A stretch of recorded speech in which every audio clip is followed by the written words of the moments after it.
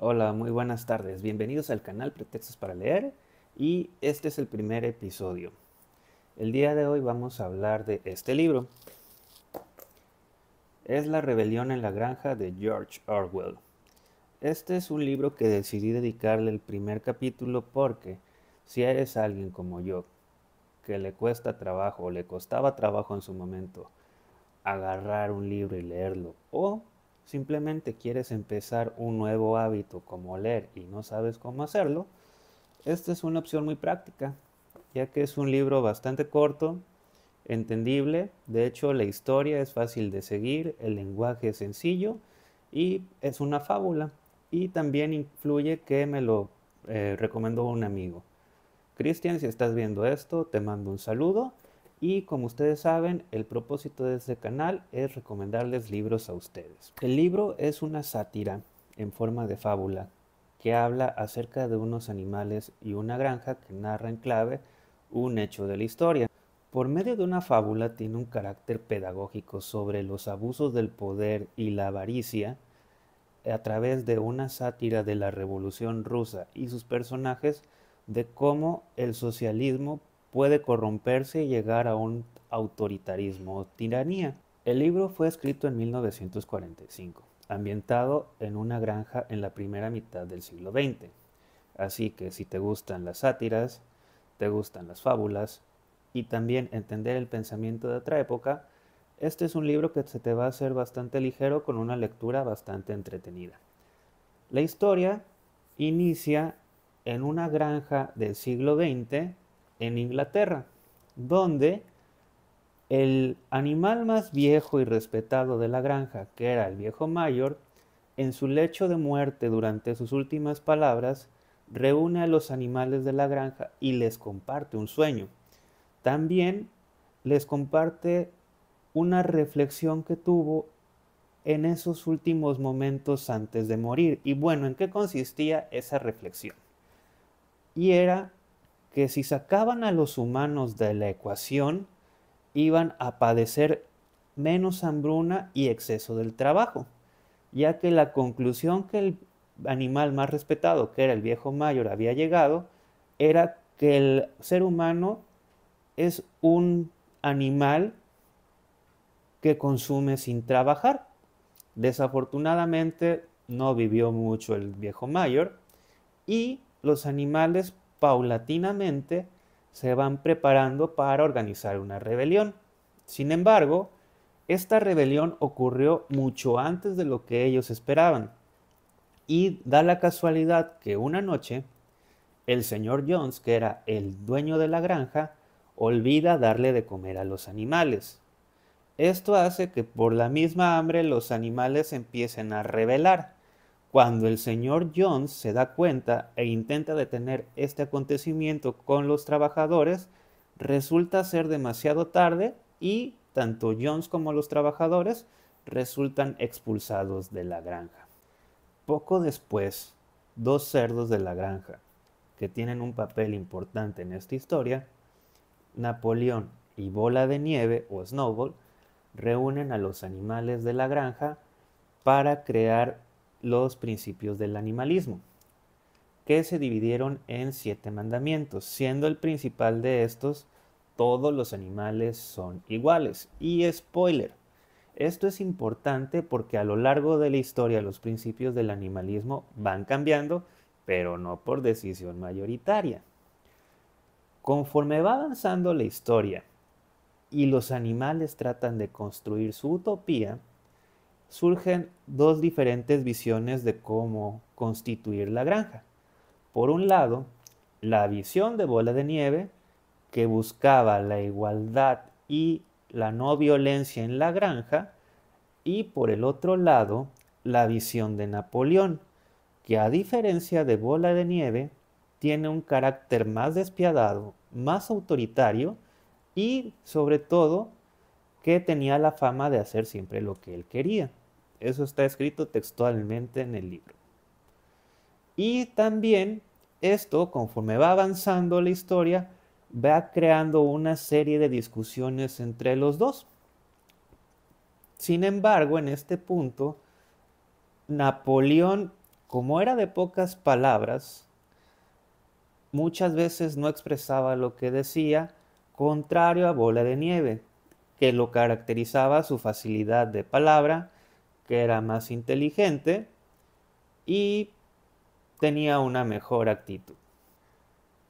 En un punto de la historia, conforme avanzaban las discusiones entre Napoleón y Bola de Nieve, llegaron a un punto de que querían construir un molino para mejorar las condiciones de la granja. Sin embargo, después de tantas discusiones, hubo un punto donde secretamente Napoleón se llevó unos cachorros los cuales crió y posteriormente convirtió en sus perros guardianes, es decir, su guardia privada. Y en una de esas tantas reuniones, un día, Napoleón libera a esos perros de guardia que persiguen a Bola de Nieve y éste huye hacia rumbo desconocido. Por lo tanto, Bola de Nieve desaparece de la historia. Después de este suceso, ya no se sabe nada de Bola de Nieve salvo menciones. Sin embargo, al tomar Napoleón el poder, poco a poco fue consolidándose como la figura de autoridad en la granja, como un líder, y casualmente fue adoptando una posición como la que tenía el señor Jones en la granja. Y paulatinamente esto también influye en que la visión que tenía Bola de Nieve de cero violencia y de igualdad en los animales fue cambiando a jornadas de trabajo más extensas y reducción de los alimentos. Napoleón fue otorgándole privilegios a los cerdos, dado que eran los animales más inteligentes de la granja, y fueron los encargados de dirigir las actividades que realizaban los animales.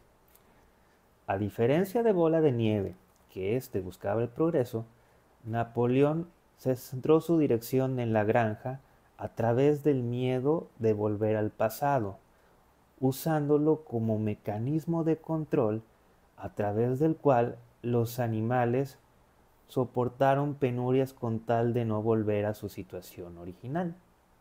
Así, paulatinamente, Napoleón fue perfilando a los cerdos como la raza superior de la granja, dadas sus capacidades intelectuales, buscando lo mejor para todos y también aprovechándose de las pocas capacidades intelectuales que tenían la mayoría de los animales, ya que cabe decir que muchos no sabían más de 2 o 3 letras y por lo tanto no tenían la capacidad de leer los mandamientos que tenían de los principios del animalismo.